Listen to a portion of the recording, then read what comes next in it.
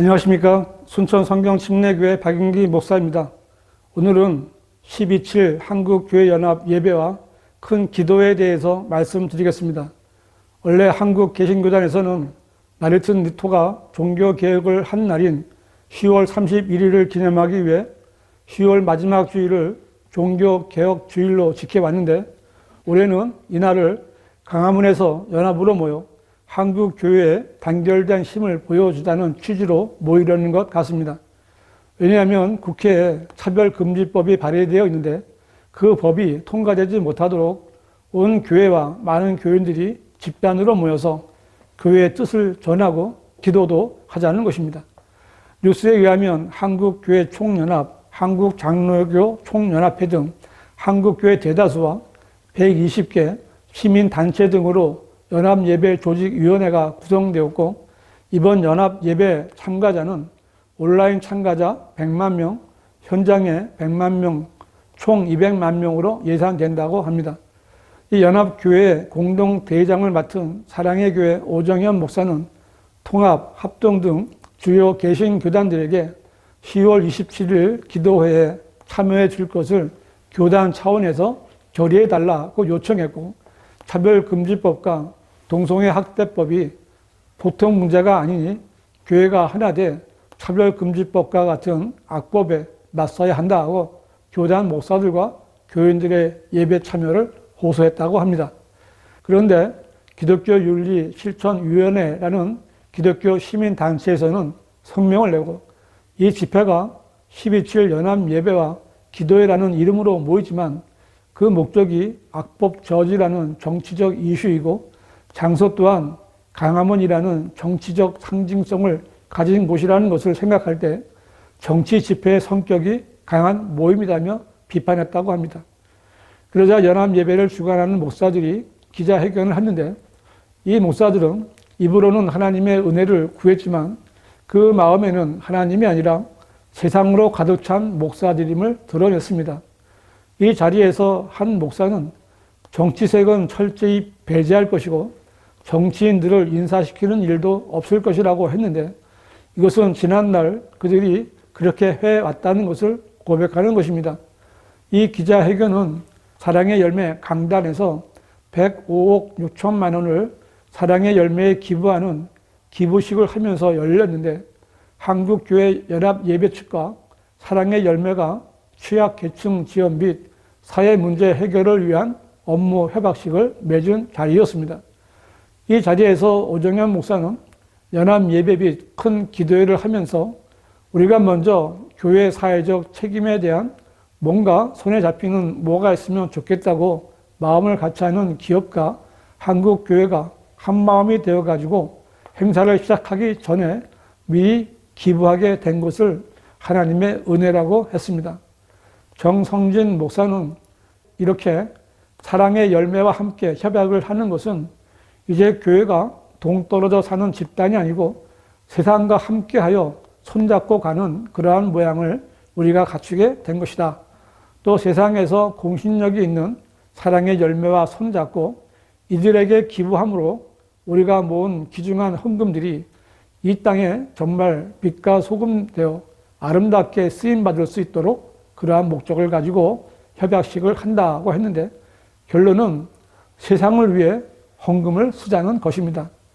손현보 목사는 한국교회는 교회가 시작할 때부터 사회와 함께했고 학교를 짓고 교회를 짓고 병원을 짓고 사회와 떨어지지 않고 함께 해왔으며 어떤 교회든지 봉사하지 않는 교회는 없다고 했는데, 이렇게 사회와 함께하는 교회는 하나님께서 세우신 교회들이 아니라 바른 복음, 즉 사회복음을 바탕으로 세워진 세상의 교회들입니다.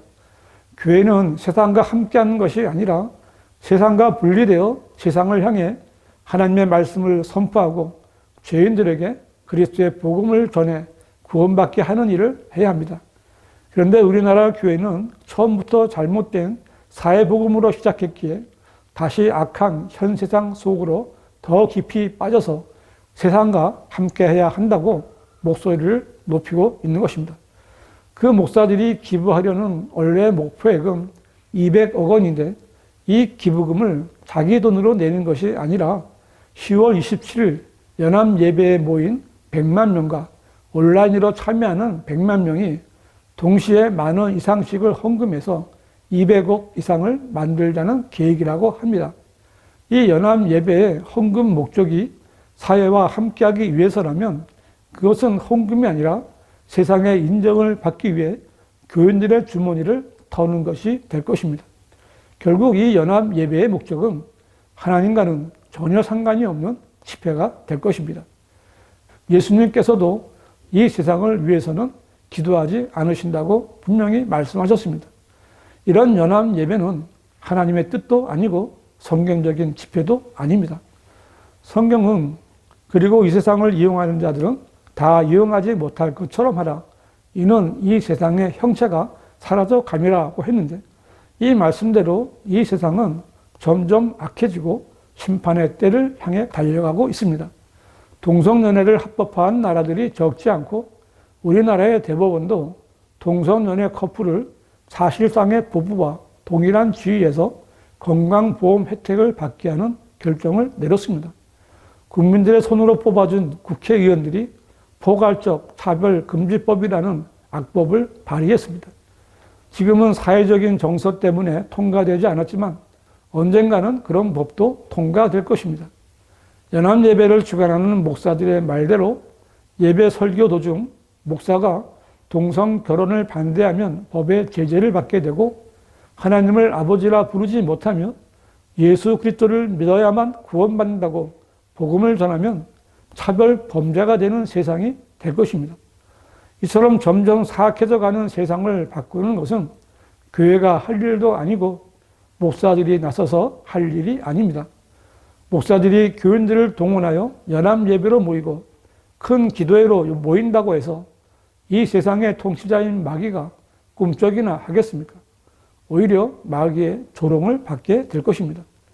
성경은 땅의 죄가로 인해 그곳에 통치자들이 많아져도 그 나라는 명철과 지식이 있는 한 사람으로 인하여 오래 가리라고 말씀했는데 정말 하나님의 말씀들을 믿는 목사들이라면 세상 법을 제지하기 위해 교인들을 동원하여 세를 드러내는 것이 아니라 골방이나 교회에서 진지하게 하나님께 기도하는 것이 맞는 것입니다.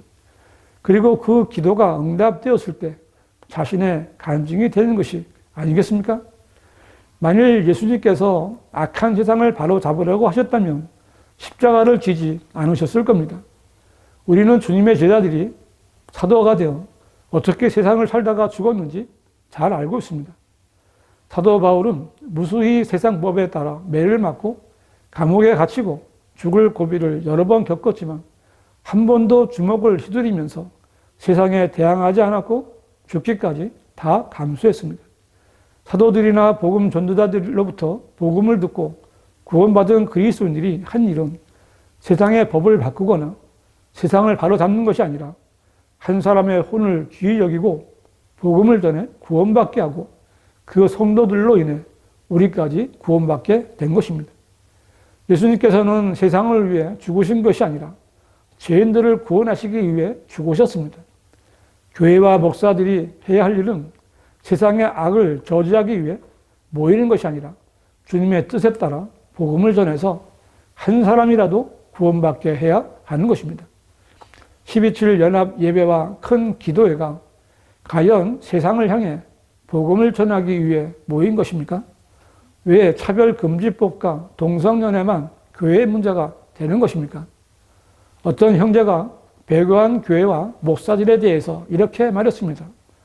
정치인보다 더 정치인 같은 목사들과 개그맨보다 더 웃기는 목사들, 교회를 자기 회사처럼 아들에게 세습하는 목사들, 여자 권사와 신앙 상담을 위해 무인태를 드나드는 목사들, 직분에 따라 가격을 달리하여 직분을 팔아먹는 목사들과 돈으로 직분을 산 장로들과 권사들, 교회당 건축을 성전 건축이라고 하면서 작정 헌금을 강요하여 교인들의 돈을 갈취하는 목사들, 나이트클럽인지 교회인지 구별이 안 되는 찬양과 경배, 세상에서는 유행가를 부르고 교회에서는 CCM을 부르는 가수들과 청년, 교인들, 왜 이런 문제에 대해서는 큰 기도회로 모이지 않는 것입니까?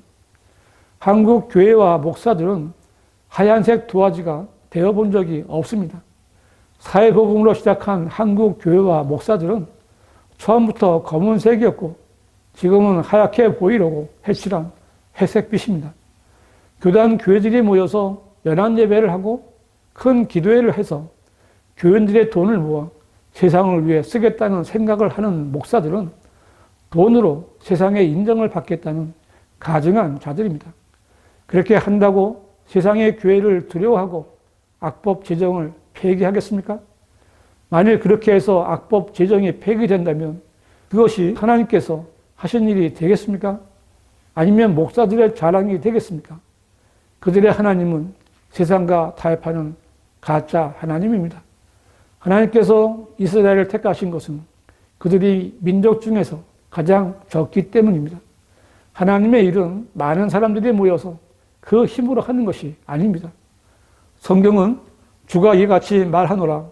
사람을 신뢰하는 사람과 육신을 그의 무기로 삼는 사람과 그의 마음이 주로부터 떠나는 사람은 저주를 받으리라고 말씀합니다. 연합 예배로 모이려는 목사들은 차별금지법이 통과되고 동성애가 합법화되면 목사들이 설교를 하지 못하고 교회가 문을 닫을 것처럼 비명을 지르지만 그것이 세상의 대세입니다. 만일 그렇게 된다면 성경대로 믿고 행하다가 악법대로 처벌을 받으면 되는 것이고 그 일로 자신의 믿음을 입증할 수 있는 기회가 되는 것이 아니겠습니까? 세상이 악해질수록 주님이 오실 날이 더 가까워지는데 오히려 즐거워해야 하지 않겠습니까? 그리스도인은 하나님을 두려워해야지 사람을 두려워해서는 안 되는 것입니다. 연합 예배 앞장선 손연보 목사가 오늘날 종교개혁의 정신인 오직 믿음, 오직 은혜, 오직 성경이 무너져 가고 있다. 이번 연합 예배는 다시 종교개혁의 정신으로 돌아가는 제2의 종교개혁이 될 것이라고 말했다는 기사를 보았는데 종교개혁은 사람이 많이 모여서 된 것이 아닙니다. 특히 한국 교회는 진정한 개혁교단이 아닙니다. 왜냐하면 처음부터 잘못된 로마 카톨릭 성경으로 시작했기 때문입니다. 한국 교회가 진정한 개혁을 하려 한다면 성경부터 바꿔야 합니다. 개혁 성경과 동일한 성서들은 신약에서만 2200단어 이상이 삭제된 책입니다. 바른 성경도 구별하지 못하는 목사들은 목사 자격이 없는 자들입니다. 교인 여러분, 여러분이 제일 먼저 해야 할 일은 구원받는 것입니다. 구원은 믿음으로 말미암아 은혜로 받는 하나님의 선물입니다. 구원받는 것은 더러워진 손을 씻는 것보다 더 쉽습니다. 그리고 내가 받은 것을 주변에 사랑하는 사람들에게 전해서 모두 구원받게 해야 합니다. 그리스도인은 변기되지 않은 바른 성경을 찾아 공부해야 합니다. 한글로 된 바른 성경은 오직 한글 킹 제임스 성경뿐입니다. 흠정역은 사악하게 변개된 유사품 성서입니다. 온전한 예배와 바른 성경에 대해 알고 싶으신 분은 문자나 전화를 주시기 바랍니다.